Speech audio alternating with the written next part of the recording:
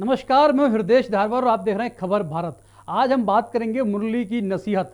जी, मुरलीधर राव जो कि प्रदेश प्रभारी भारतीय जनता पार्टी के, आज उनको ये बात कहने की आवश्यकता क्यों पड़ी कि जो पार्टी में 3 बार 4 बार विधायक रहे, सांसद रहे, पार्षद रहे, उसके बाद भी यदि रोना रोते हैं तो वे नालायक हैं। क्या भारतीय जनता पार्टी के जो वरिष्ठ नेता थे, जो पद की मांग करते हैं, तो क्या वो नालायक हैं? तो ये मुरलीधर राव को आखिर ये बात क्यों कहनी पड़ी? क्योंकि वाकया कल का है, राजगढ़ में बैठक थी, बैठक के बाद वो संबोधित कर रहे थे। संबोधन के दौरान उन्होंने ये बात कही कि जो 2 बार 3 बार 4 बार के विधायक सांसद रहे हैं, यदि वो बार बार रोना करते हैं तो उनसे बड़ा नालायक कोई भी नहीं है। तो मतलब उन्होंने एक तरीके से भारतीय जनता पार्टी के जितने भी वरिष्ठ नेता मध्य प्रदेश में, चाहे सांसद हों चाहे विधायकों को, सबको दो टूक नालायक कह देना। मतलब भारतीय जनता पार्टी में एक नई पीढ़ी का उदय हो रहा है, नई तरफ से भाजपा हो रही है। वीडी शर्मा जी ने जिस तरह की नई टीम बनाई है, पूरे घर के बदल डाले, नए नए लोग उन्हें लेकर आए हैं, चाहे सोशल मीडिया प्रभारी हो, चाहे महामंत्री हो, कोई भी हो, तमाम तब लोग जो हैं जिस तरीके से शुरू हुई है कि वीडी शर्मा जी ने जो नई टीम बनाई है उसको लेकर आज मुरलीधर राव जी का जो बयान था वो चर्चाओं में है। तो इस पर चर्चा करेंगे, पहले सुनते हैं कुछ प्रतिक्रियाएं हैं। कोई मामूली बात नहीं। और मैं कई जगह प्रवास करता हूँ तो कई जगह ऐसे भी है, लगातार 4 बार 5 बार एमएलए भी जीत रहे हैं, कई जगह एमपी जीत रहे हैं, कई जगह अरे 25 वर्ष से 30 वर्ष से लगातार। और कई जगह छोटे जगह पर पार्षद है 5-6 बार लगातार। तो इस प्रदेश में जनता के ओर से आपको इतना वरदान जनादेश के रूप में प्रदेश में, जिलों में और क्षेत्रों में लगातार। अब इसके बाद रोने के लिए कुछ जगह नहीं कि मौका नहीं मिला, मौका नहीं मिला, मौका नहीं मिला। ये रोने के लिए कुछ जगह नहीं है।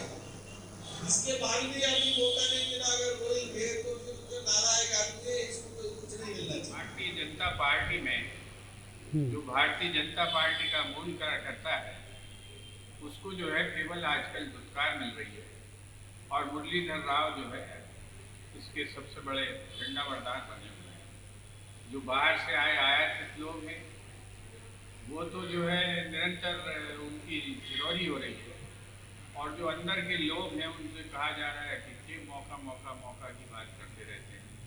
और हो सकता है कि भारतीय जनता पार्टी सत्ता के लिए किसी भी हद तक सौदे करती है, समझौते करती है, और उन्हीं समझौतों को एग्जीक्यूट करने में अपने लोगों का भी दमन करती है। सदस्य के भविष्य के लिए होती है। तो आज अगर मान लो मुरलीधर राव जी हमारे कार्यकर्ताओं को कोई समझ दे रहे हैं, कोई सीख दे रहे हैं, कोई अनुशासन का पाठ पढ़ा रहे हैं, तो निश्चित तौर पर संगठन को मजबूत करने के लिए और उस कार्यकर्ता को भी मजबूत करने के लिए वो इस प्रकार का पाठ पढ़ा रहे हैं। यह दम सिर्फ भारतीय जनता पार्टी में ही है। यह दम सिर्फ भारतीय जनता पार्टी की कार्य पद्धति और कार्यकर्ता और नेताओं में ही है। कांग्रेस के कार्यक्रमों में तो हमने सरेआम जो एक दूसरे को जूते मारते हुए उनके प्रदेश प्रभारी के सामने कार्यकर्ताओं को देखा था। यह भारतीय जनता पार्टी है जिसके कार्यकर्ताओं के सामने आकर उसके प्रदेश के प्रभारी उन कार्यकर्ताओं को सीख दे सकते हैं, समझ की बात कर सकते हैं, अनुशासन का पाठ पढ़ा सकते हैं, अपनी कार्य पद्धति सिखा सकते हैं। तो हम बात कर रहे हैं मुरली की नसीहत। आखिर मध्य प्रदेश में जिस तरीके से भारतीय जनता पार्टी के अंदर जो चल रहा है कि सब जो चल रहा है वो कुछ ठीक नहीं चल रहा है, ऐसा हमें लगता है। क्योंकि घमासान है, वरिष्ठ नेता नाराज़ हैं और जो युवा कार्यकर्ता हैं उनका अनुभव नहीं है, तो कमी से कमी में पार्टी के लोग जूझ रहे हैं। इस विषय पर चर्चा करने के लिए हमारे साथ कुछ मेहमान मौजूद हैं। आइए परिचय करा दें आपका। कांग्रेस से पक्ष रखने के लिए आनंद तारण जी हैं। आनंद जी, बहुत स्वागत है आपका खबर भारत में। और आम आदमी पार्टी से आप नेता प्रदीप खंडेलवाल जी, आपका भी बहुत स्वागत है। और हमारे bureau head, state head Pankaj Gupta ji, आपका भी बहुत स्वागत है। चूँकि भारतीय जनता पार्टी का विषय है, भाजपा से बात करने की कोशिश की लेकिन वह चर्चा में शामिल नहीं हुए, तो हमने खाली कुर्सी उनके लिए लगाई है। पहला सवाल लूँगा आनंद जी से आपसे। आनंद जी, मुरलीधर राव प्रदेश आते हैं और इस बात की नसीहत देते हैं कि जो 2 बार 3 बार 4 बार सांसद पार्षद विधायक रहे हैं, तो उनको यदि वे रोना रोते हैं और पार्टी के बाहर पद मांगते हैं तो वे नालायक हैं, उनसे बड़ा नालायक कोई भी नहीं है। तो उनके इस बयान से आप कितना सहमत हैं?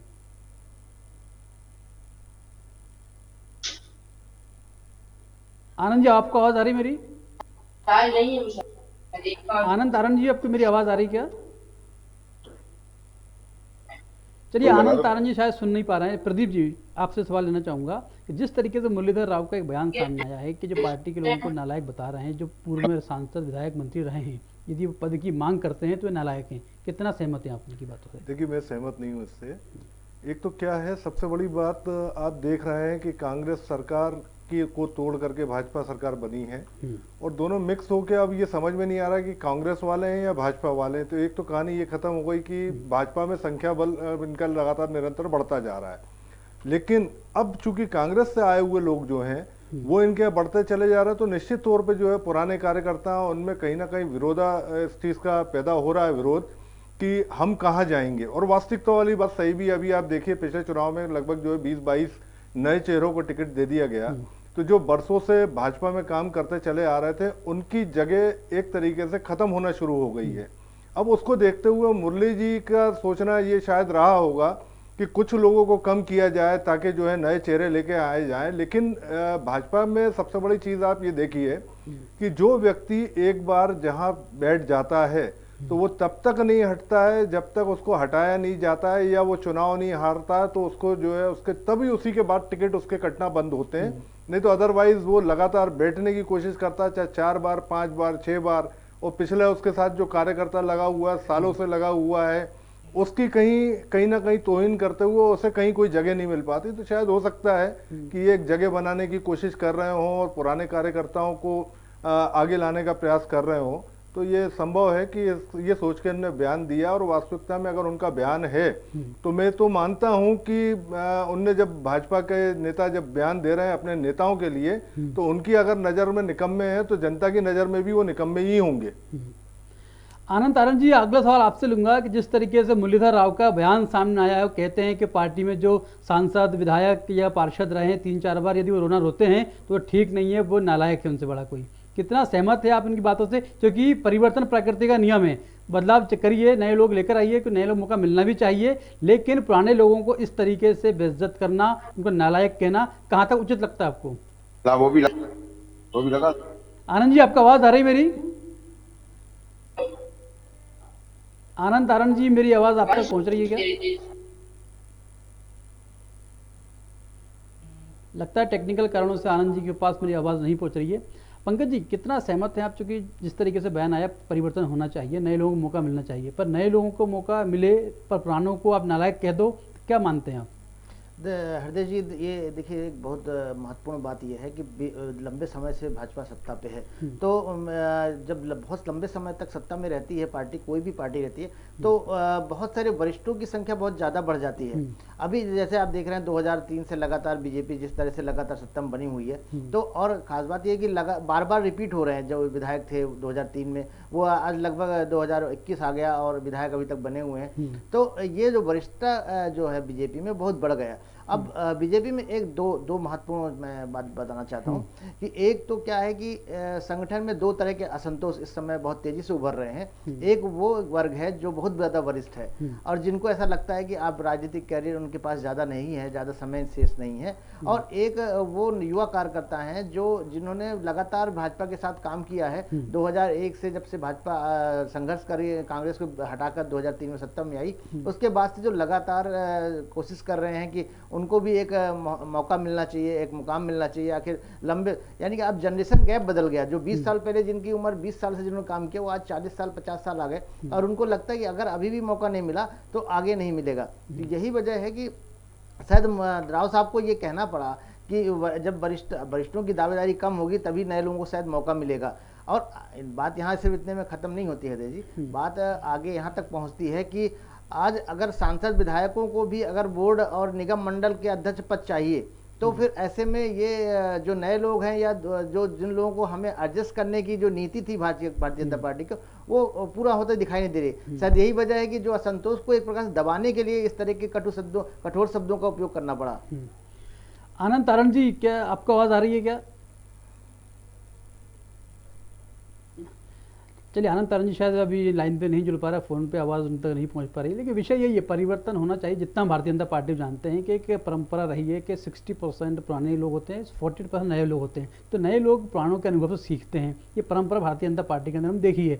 लेकिन एकदम से जो परिवर्तन हुआ है कि एकदम से नए लोग खड़ा कर देंगे, जिनकी आइडेंटिटी नहीं होती, लोग जानते नहीं है, पहचान का संकट उनके सामने खड़ा होता है, उनकी बात तो कोई मानता नहीं है। तो इस तरीके से यदि नए लोगों को आप सामने लेकर आएंगे तो जिनके पास अनुभव नहीं है, तो ऐसे में सर्वाइव करना बहुत मुश्किल होगा। प्रदीप जी, जिस तरीके से जो नया परिवर्तन भारतीय जनता पार्टी में देखा जा रहा था, मुरलीधर राव का जो बयान है उसे क्या मायने निकाले जाए, उसे किस रूप में लिया जाए उसको? देखिए, कहीं ना कहीं जो है मुरलीधर राव जी यही चाहते हैं कि जो पुराने लगातार, एक तरीके से आप ये भी देख लीजिए कि जो मतलब पुराने 3-3 4-4 बार सांसद या विधायक या जो है निगम मंडलों में बैठे हैं, उनको पार्टी कहीं ना कहीं उपकृत कर चुकी है। अब लगातार अगर उन्हीं लोगों को उपकृत करेंगे तो बचे हुए लोग जो पीछे के हैं वो आगे नहीं बढ़ पाएंगे, और दूसरा वो राइज अप अगर नहीं कर पाएंगे तो धीरे धीरे पार्टी कहीं ना कहीं खत्म होना है, क्योंकि असंतोष लगातार बढ़ रहा है। दूसरा जो सबसे बड़ी चीज, अभी जो कोरोना काल गया है, इस कोरोना काल में भी भाजपा के जो निचले स्तर के जो कार्यकर्ता थे वो काफी हद तक पार्टी से रुष्ट हुए हैं, परेशान हुए हैं, क्योंकि उनकी कहीं कोई सुनवाई नहीं हुई है। और यहाँ तक कि मतलब जो बड़े बड़े टॉपेस्ट मंत्री लेवल के लोग रहे थे केंद्र में, उन्हें भी प्रदीप जी, आपको रोकना चाहूंगा, आनंद तारण जी जुड़ चुके हैं हमारे साथ। आनंद तारण जी, बहुत स्वागत है खबर भारत में आपका। ये तो चर्चा चल रही है कि मुरलीधर की नसीहत, मुरलीधर राव ने जिस तरीके से कहा है कि 3 बार 4 बार के विधायक, सांसद, जब मंत्री रहे हैं, यदि वे रोना रोते हैं तो उनसे बड़ा नालायक कोई नहीं है। जिस तरीके से वरिष्ठ नेताओं को उन्होंने नालायक की कैटेगरी में खड़ा कर दिया है, कितना सहमत है आप उनकी बातों से? देखिए, मुरलीधर जी ने जो बोला है, उन्हें अपनी गिरबान नहीं देखी कि किस तरह से गद्दारों को उन्होंने साथ लिया, जो चना चिरौंजी खाकर पार्टी को जिन्होंने मजबूत किया, भारतीय जनता पार्टी को, और उनको हाशिए पे रख दिया। और जो लोग गद्दारी करके उनको खरीद फरोख्त करके आज सत्ता के सिंहासन पर बिठा दिया, तो क्या जो निष्ठावान कार्यकर्ता है वो निराश नहीं होंगे? निश्चित रूप से निराश होंगे। और ये जो भारतीय जनता पार्टी केवल अपनी अक्षमता को दबाने के लिए जिस तरह से जिला स्तर पे या संभाग स्तर पर कार्यक्रम कर रही है, ये इन सब चीजों की परिलक्षित करता है कि किस तरह से अंदरूनी भारतीय जनता पार्टी के अंदर बिखराव है, अंदर से सब लोग नाराज हैं। जो निष्ठावान कार्यकर्ता है, जिन्होंने की अपना पूरा अथक प्रयत्न किया और पार्टी को इस स्तर तक पहुंचा दिया, आज उनको कहां खड़ा कर दिया। और जिन लोगों केवल सत्ता के सुख के लिए और गद्दार लोगों को पार्टी के सिंहासन पर बिठाकर सत्ता का सुख प्राप्त कर रहे हैं, तो निश्चित रूप से जो ईमानदार कार्यकर्ता है उनके साथ तो नाइंसाफी हो रही है, और उसका दुष्परिणाम ये सब चीजें आ रहा है। दूसरा ये, मुरलीधर जी ने ये नहीं बोला कि भाई हम इतनी बड़ी पार्टी बोलते हैं, हम अपने आप को संसार की सबसे बड़ी पार्टी बोलते हैं, तो हम कहाँ पे खड़े हैं आज? हम किस तरह से हम हैं? कहाँ है हमारा चाल चरित्र चेहरा? जो हम बोलते थे दूसरी पार्टी से अलग हट के हमारी लाइन, तो कहाँ है आपकी लाइन? आज ये हालात है भारतीय जनता पार्टी के, तो निश्चित रूप से आज भारतीय जनता पार्टी सने सने हाशिए पे आने वाली है, क्योंकि जिस तरह से पूरे प्रदेश में और देश में अराजकता का माहौल है, मतलब शिक्षक परेशान, विद्यार्थी परेशान, व्यापारी परेशान, कर्मचारी परेशान, हमारी बहनों के मामा कहलाते हैं, बच्चों के मामा कहलाते हैं। आज बलात्कार सबसे ज्यादा हो रहा है, कुपोषण सबसे ज्यादा मध्य प्रदेश में, अराजकता का माहौल है, शासन नाम की कोई चीज नहीं है, थानों के पुलिस के अधिकारी गालियां बक रहे हैं राजनीतिक कार्यकर्ताओं को। इस तरह का ऐसा लग रहा है कि बिल्कुल तालिबानी शासन यहाँ मध्य प्रदेश में और देश में आ गया। इस तरह की व्यवस्था कर रखी भारतीय जनता पार्टी के हमारे मित्रों ने। निश्चित रूप से अब सबक सिखाने चाहिए अपने अधिक जो सत्ता में बैठे हुए मंत्री हैं, मुख्यमंत्री हैं, उनको सबक सिखाने चाहिए मुरलीधर जी को, उनको समझाने चाहिए कि किस तरह से हमें शासन चलाना है। और दूसरा ये है कि अगर उन्होंने संगठन की मीटिंग बुलाई थी तो वहां ये बात करना थी कि हमारी सरकार कहाँ काम कर रही है, कहाँ नहीं कर रही, हमने क्या लोगों से वायदे किए तो उन वायदों पे हम कितने काम कर रहे हैं, हम आज कहाँ खड़े हैं। निश्चित रूप से आज चारों तरफ, क्योंकि कार्यकर्ता और नेता और मंत्री कहीं जा नहीं सकते, जनता के बीच में जाएंगे तो उनकी पिटाई हो रही है, उनको भगाया जा रहा है, उनकी बेइज्जती की जा रही है। आपने देखा होगा कि आशीर्वाद यात्रा में किस तरह से लोगों की व्यवस्था हुई। आशीर्वाद यात्रा में भारतीय जनता पार्टी के, मैंने इंदौर में देखा, इंदौर के एक निष्ठावान अधिकारी के किस तरह से बेइज्जती की। तो ये तो सब चीजें परिलक्षित हो रही भारतीय जनता पार्टी, और आने वाला समय निश्चित रूप से भारतीय जनता पार्टी के लिए खराब होगा।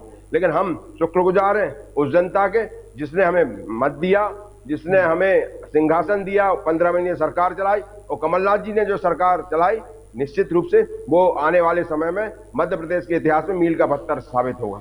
चलिए क्योंकि अगला सवाल मेरा पंकज जी आपसे। आनंद जी बीच में रोकना चाहूंगा आपको। पंकज जी, जिस तरह आनंद तारन जी ने एक बात कही है कि भारतीय जनता पार्टी जो मूल कार्यकर्ता, दरी उठाने वाला, चने फुटाने खाकर जिनने पार्टी को खड़ा किया, मजबूत किया, आज उनकी दुर्दशा पार्टी में क्या है? क्योंकि वे यदि पद मांगते हैं तो समझ में आता है कि मिलना चाहिए, लेकिन हाँ, मुरलीधर राव जी ने एक बात तो स्पष्ट कही कि सांसद, विधायक, पार्षद रह चुके हैं तो वो लोग इस कतार में ना आए, पर लेकिन जो मूल कार्यकर्ता था, जो वरिष्ठ कार्यकर्ता जिसकी उम्र हो चुकी है, लेकिन आपने उनको साइड लाइन करते हुए कि युवाओं को मौका दिया, युवाओं को जोड़ दिया, अच्छी बात है, मौका मिलना भी चाहिए युवाओं को, लेकिन जो वरिष्ठ कार्यकर्ता हो गए हैं, जो आज तक किसी पद पर नहीं थे, ऐसे कार्यकर्ताओं का भारतीय जनता पार्टी किस तरह से सम्मान करेगी और कैसे उनको मान दिलाएगी? हृदय जी, मुझे ऐसा लगता है, और अनंत जी आपसे मैं एक बात कहना चाहता हूं कि जो मामला सीधा सीधा संगठन में असंतोष को लेकर है, आज भारतीय जनता पार्टी में यदि इस बात को लेके नसीहत दी जा रही है कि आप पदों को लेके आप ना मांगे, मंत्री पद ना मांगे, तो कहीं ना कहीं ये कमी कांग्रेस में भी है। आपको नहीं लगता कि कांग्रेस भी अपने संगठन को संगठित नहीं रख पाई? शायद इसीलिए जो विद्रोह हुआ या जो दल टूटा, या सिंधिया जी जो भाजपा में आए, तो इसकी भी यही वजह थी। अनंत जी, अगर आपको आवाज आ रही हो तो देखिए, ये स्पष्ट सवाल है पंकज जी का कि भारतीय जनता पार्टी की बात तो ठीक है, पर कांग्रेस के अंदर बिखराव था, सिंधिया जी नाराज हुए, आप संभाल नहीं पाए, तो आखिर कांग्रेस में कहाँ कमी लग गई थी? वो भी पद भैया, मांग रहे थे, सिंधिया उनका जी भी पद मांगने का ही एक कारण था। चलिए, सिंधिया जी अगर संभाल नहीं पाए तो सिंधिया जी ने भारतीय जनता पार्टी में आके कौन सी अपनी जड़ें मजबूत कर ली? उन्होंने कौन सी जनता के हित के लिए लड़ाई लगी? जब वो मंत्री नहीं बन पाए थे केंद्र में, तब उन्होंने कौन सी जनता के लिए लड़ाई लगी? केवल पद के लिए वो सिंधिया जी थे, और सिंधिया जी केवल अपने और अपनी जायदाद को बचाने के लिए भारतीय जनता पार्टी में गए, ये सर्वविदित है। क्योंकि कहीं ना कहीं उनकी मानसिकता भारतीय जनता पार्टी में जाने की पिछले 1 वर्ष से थी। मतलब जब गए उसके भी 6 महीने पहले से भारतीय जनता पार्टी में जाने की मानसिकता बन गई। मतलब ये माना जाए कांग्रेस पार्टी को सब मालूम था, पता था, आपने जानबूझकर उनको मैनेज नहीं किया, बातचीत नहीं की, इसलिए नाराज होकर चले गए? अरे उनकी तो मजबूरी थी भारतीय जनता पार्टी में जाने की, क्योंकि उनको तो अपनी जायदाद की रक्षा करना थी। आज अगर जब आपने देखा होगा कि ग्वालियर में उनके नाक के नीचे ही उनके एक व्यक्ति ने उनकी प्रजा मान ले अपन तो, क्योंकि वो तो महाराजा थे, तो प्रजा ने उनके ऊपर आरोप लगाया था और उनके विरुद्ध में अदालत में गए थे, और किस तरह से भारतीय जनता पार्टी की सरकार ने वो केस वापस लिया। ये सब चीजें परिलक्षित होती हैं। सिंधिया जी मजबूरी में भारतीय जनता पार्टी में गए, क्योंकि उन्हें अपने साम्राज्य की रक्षा करना थी। देखिए, मुझे ऐसा लगता है हृदय जी कि मामला जो है सीधा सीधा जो संगठन में एक जो अपने पद का लोभ का है, और संगठन में जो असंतोष उभर रहा है जिस तेजी से, वो कहीं ना कहीं चुनाव आने जा रहे हैं, जो आगे में जो चुनाव आएंगे, अभी खासकर निगम मंडल जो भरे जाने हैं, भले वो बात कांग्रेस की हो या भाजपा की हो, दोनों जगह मामला सिर्फ पद पाने का ही है। कांग्रेस तो विपक्ष में, तो कांग्रेस के बाद तो ये सब चीजें है नहीं है। कांग्रेस के बाद संगठन है, और संगठन हमारा बढ़िया चल रहा है, अच्छी तरह से सब लोग काम कर रहे हैं, और आप देख रहे हैं कि हम जनता के बीच में भी जा रहे हैं, हम लोग धरना आंदोलन भी दे रहे हैं। लेकिन आपने एक बात नहीं दी कि आशीर्वाद यात्रा बहुत शानदार तरीके से निकाल रहे हैं हमारे लोग, जो आज हम जो मोदी मीडिया गोदी मीडिया बोलते हैं, वो लोग भारतीय जनता पार्टी के बड़े चरण चुंबन करते हैं, उनकी आशीर्वाद यात्रा की तारीफ करते हैं। अगर हमने धरना आंदोलन दिया तो आप वो बता रहे हैं कि साहब वो एक कार्यकर्ता हंस रहे हैं, तो ये कर रहे हैं, ये इस तरह की क्या बात है यार? भाई, मेन चीजों पे आने चाहिए कि कांग्रेस आज विपक्ष में रह के आंदोलन कर रही है,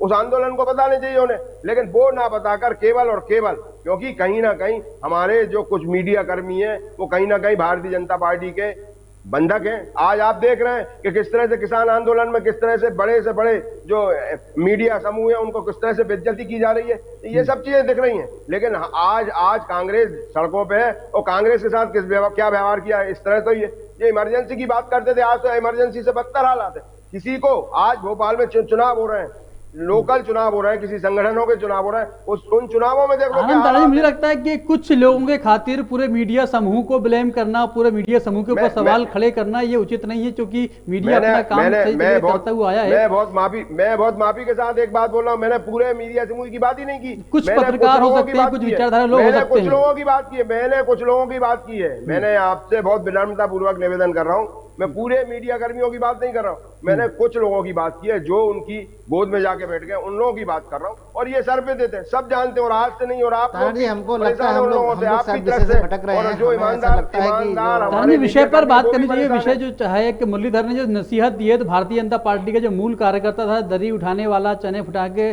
खाकर जो पार्टी को खड़ा किया, आज उसकी दुर्दशा पार्टी में क्या हो रही है। सांसद, विधायक, पार्षद तक तो ठीक है, उनको बदलिए, नए लोग मौका दीजिए, लेकिन जो आपका मूल कार्यकर्ता था, जो संघर्षशील है, संघर्ष लगातार कर रहा है, उसको मौका नहीं मिल रहा है। प्रदीप खंडेलवाल जी, आपसे पूछना चाहूंगा कि जिस तरीके से भारतीय जनता पार्टी में बदलाव की बयार चल रही है, बदलाव तेजी से देखने जा रहे हैं, युवाओं को मौका मिल रहा है, वरिष्ठों को किनारे किया जा रहा है, तो इस परिवर्तन को आप किस रूप में देखते हैं? देखिए, बदलाव की जहाँ तक आप बात कर रहे हैं, तो मौका नए को कहाँ दिया गया अभी तक? जो बयान जो मुरली जी का आप देख रहे हैं, मुरली जी का बयान ये है कि पुराने जो है नालायक हैं, क्योंकि लगातार वो पद की मांग कर रहे हैं, लगातार उस पर जमे रहना चाहते हैं, और जमे, अगर वो लगातार जमे रहेंगे तो तब तक जो है दूसरा नया कार्यकर्ता आएगा, ये सीधी सी बात है। अब आप अगर पुराना मामला आप देख लें, दक्षिण पश्चिम का देख लें, तो उमाशंकर गुप्ता जी जब तक चुनाव जीतते रहे तब तक वो मंत्री बनते रहे, उनके जगह किसी को दूसरे को, अन्य व्यक्ति को टिकट नहीं दिया गया।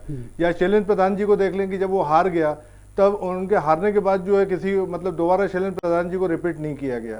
तो स्थिति ये बन गई है कि मतलब नालायक निकम्मे तो आप अपनी तरफ से कह रहे हैं, लेकिन पद कोई व्यक्ति छोड़ना नहीं चाह रहा है। पद पे लगातार जमे हुए हैं, बरसों से जमे हुए हैं, और वो पद तब तक नहीं छोड़ेंगे जब तक या तो जनता उनको ना नकार दे, और या जो है वो हार ना जाए, या मतलब जो है उनकी मौत ना हो जाए, तब तक तो वो बैठा ही हुआ है आदमी। हटने, जहां तक पार्षद वाली पोजीशन की आप बात करेंगे, एक बार पार्षद बन गया, दूसरी बार पार्षद बन गया, तीसरी बार पार्षद बन गया, चौथी बार वो विधायक की दावेदारी में आ जाता है, लेकिन जब तक वो सीट खाली नहीं हो रही, जब तक वो विधायक नहीं बन पा रहा है। अब आप दूसरा उदाहरण आपको मैं बता देता हूं, यहीं का आपका आलोक शर्मा जी वाला। आलोक शर्मा जी जो है विधायक का टिकट चाहते थे, लेकिन मजबूरी में शिवराज जी को समझा बुझा करके उनको महापौर बनाना पड़ा। और रहा सवाल कांग्रेस की, अपन जो बात करते हैं, तो कांग्रेस पे जनता विश्वास क्यों करे? जब पहले इनके बिक गए और दोबारा ये जीत के आएगी और फिर बिक जाएंगे, तो फिर भाजपा की सरकार बनेगी। तो ये आनंद जी, सवाल जायज है कि कांग्रेस पर जनता भरोसा क्यों करे, क्योंकि जिस तरीके से कांग्रेस के जो नेता थे, विधायक थे, मंत्री पद छोड़कर भारतीय जनता पार्टी में शामिल हुए, तो कांग्रेस के ऊपर जो विश्वास जनता का था, वो विश्वास कायम कैसे रहेगा? लेकिन भारतीय जनता पार्टी का चरित्र क्या है? भारतीय जनता पार्टी का चरित्र भी तो देखें हम, कि किस तरह से अपने आप को संसार से सबसे बड़ी पार्टी बोलती है, और किस तरह से चरित्र विस्तृत कर रही है, खरीद फरोख्त के व्यापार कर रही है। तो आज हालात क्या है प्रदेश में? आज जनता की हालात क्या हो गई है? आज विकास कहाँ है? विकास तो कहीं देखने को ही नहीं मिल रहा। केवल और जी, केवल कांग्रेस के सामने भी विश्वास का संकट है कि विश्वास आखिर जनता क्यों करे, कैसे करे, क्योंकि विश्वास किया था एक बार। जनता तो विश्वास कर रही है ना। उपचुनाव में कांग्रेस जीत रही है। आज हम दमोह में जीते, निश्चित रूप से आज घबरा क्यों रही है? आज स्थानीय निकायों को चुनाव करवाने में भारतीय जनता घबरा क्यों रही है? चलिए, अगर कांग्रेस पे विश्वास नहीं होता तो भारतीय जनता पार्टी को फिर काहे काटा? जब उनने अपना जनमत देखा कि हमें नहीं मिल पाएगा, हमारे लोग नहीं जीत पाएंगे, स्थानीय निकायों को उन्होंने कोई चुनाव नहीं करवाया। आज उपचुनाव में जाने से घबरा रहे हैं, तो क्या कारण है?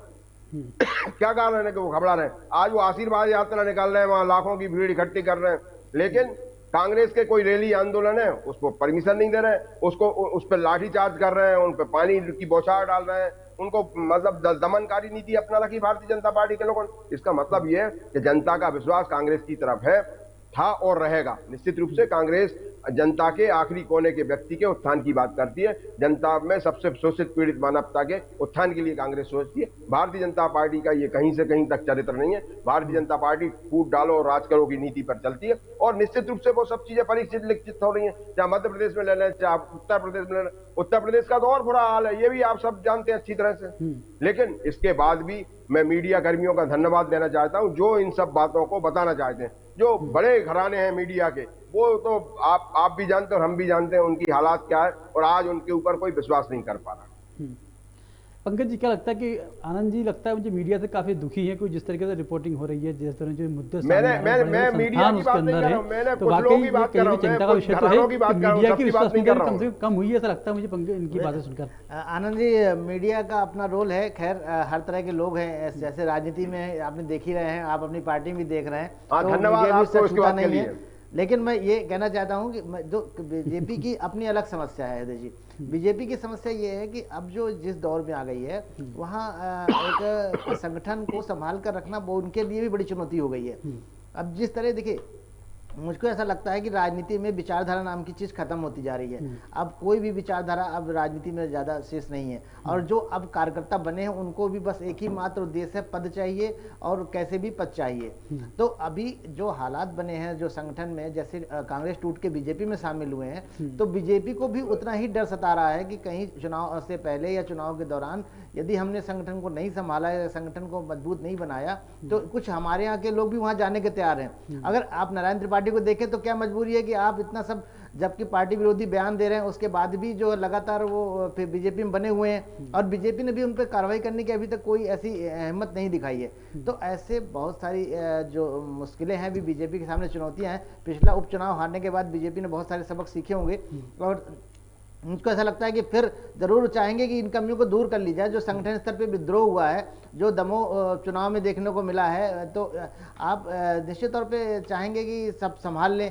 और ये हालांकि बीजेपी के लिए आसान नहीं है, और दोनों संगठन को लेके दोनों लोगों की समस्याएं समान है, उसमें दोनों लोगों के लिए काफ़ी मेहनत करना है। लेकिन जो ये आने वाले उपचुनाव, इनमें निश्चित तौर पे आने वाले विधानसभा का सीधा असर दिखाई देगा, और हर पार्टी चाहती है कि हम ये उपचुनाव कैसे भी जीत लें। और मुरलीधर जी लगातार जिस तरह से संगठन पे समय दे रहे हैं, लोगों के साथ बैठ के कर रहे हैं, तो वो शायद यही उसकी वजह है कि चुनाव में उतरे तो पूरे दमखम से और पूरे संगठन के साथ उतरे।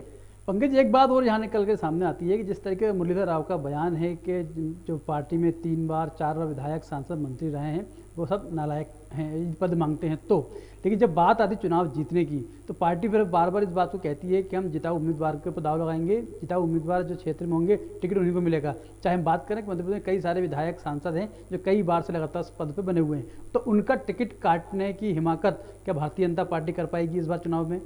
नहीं, बिल्कुल, मुझे तो अभी भी इसमें शक है कि भारतीय जनता पार्टी जो कह रही है उसमें बनी रहे, या बड़ा मुश्किल सवाल है। क्योंकि किसी भी हालात में पार्टी रिस्क नहीं लेना चाहेगी कि कोई नए उम्मीदवार को हम खड़ा करके एक सीट गंवा दें। और बात सिर्फ एक सीट की नहीं है, सरकार पे भले उसका प्रभाव ना पड़े, लेकिन उसके जो संदेश जाएगा वो बड़ा भाजपा के लिए अच्छा नहीं होगा। हालांकि आप तारान जी, जरूर मैं ध्यान दिलाना चाहूँगा कि जिस तरह से अभी आपके निवाड़ी से जो चल रहा है कि कैसे जिसको सीट राजेंद्र सिंह राठौर जी की जगह जो टिकट देने का उनके बेटे को चल रहा है, तो अगर आप देखेंगे तो वो भी कोई संगठन में बहुत समय से काम नहीं कर रहे हैं। लेकिन कहीं ना कहीं कांग्रेस भी चाहती है कि हम उसको सिंपैथी को हम जितना भुना सकते हैं चुनाव में भुना ले। शायद यही वजह है कि परिवारवाद वहाँ भी जा रहा है, क्योंकि हर पार्टी ये समय की सीमा में चाहूंगा आनंद जी अपनी बात रखें फटाफट, क्योंकि टाइम हो चुका है। मैं आनंद जी क्या कहना चाहेंगे आप?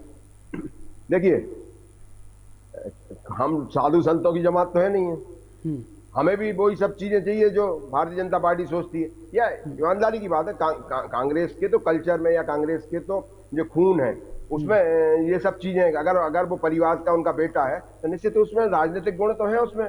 क्योंकि घर में कोई आता है, राजनीतिक कार्यकर्ता आता है, तो चाय पिलाना, पानी पिलाना, उनको नाश्ता करवाना, खाना, तो ये सब बातें होती हैं। फिर उसमें चर्चाएं जो सुनी जाती हैं, तो निश्चित रूप से अगर परिवार के लोगों में, हम जब व्यापारी हैं, अब व्यापारी हैं तो हमारी दुकान पे अगर हमारा बेटा आएगा तो निश्चित रूप से वो काम सीखेगा व्यापार का। तो ये सब चीजें तो बात वही है कि वरिष्ठों के अनुभव से युवा काम सीखता है, पार्टी को आगे बढ़ाता है, रीति से वाकिफ होता है। प्रदीप जी, आप अपनी बात रखिए, किस तरीके का परिवर्तन हुआ है? मेरा कहना ये है, पुराने लोगों की धन्यवाद कहना चाहता हूं मैं कि जो बात इन्होंने की है बढ़ती जा रही है। अभी बीच में मैंने कहीं पढ़ा था कि पितृ पुरुष थे भाजपा के कुशाभाऊ ठाकरे जी, उनके मतलब रिश्तेदारों की मौत बड़े बुरी हालत में इंदौर में कोरोना से हुई है, और आज उनके किसी भी रिश्तेदार को कहीं किसी जगह बिठाया नहीं जा सका है। तो ये मतलब आप ये देख लीजिए कि जिन लोगों ने भाजपा की नींव रखी, कुशाभाऊ ठाकरे जी हो गए या आडवाणी जी हो गए, तो इन सबको आज एक कोने में पटकने के बाद, और नए जो लोग पिछले जो वो तो कोने में जा ही रहे हैं, और नए जो कार्यकर्ता जोड़ रहे हैं वो भी नहीं आ पा रहे हैं। अब तो खाली एक ही चीज बच रही है कि खाली जोड़ तोड़ करो और सरकार बना लो।